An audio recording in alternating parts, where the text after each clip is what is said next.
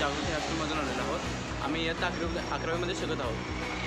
आमचं प्रोजेक्ट हे आहे की आज आमचं डेंग्यूवरनेस कॅम्प आहे, त्यासाठी आम्ही हा प्रोजेक्ट हाती घेतलेला आहे। डेंग्यूचा डास हा तुम्हाला ओळखण्यासाठी कसा असतो तो आम्ही सांगतो। डेंग्यूचा डास हा पायाकडून पांढरा आणि त्याच्यावर पांढरा आणि पायापट्टे असतात आणि तो डास गुडघ्याच्या वर येऊ शकत नाही। त्यासाठी आम्ही एक तेल तयार केलेलं आहे। ते तेलाचं सॅम्पल तुम्हाला दाखवतो मी। हे तेलाचं सॅम्पल आहे। हा तेल आम्ही निर्गली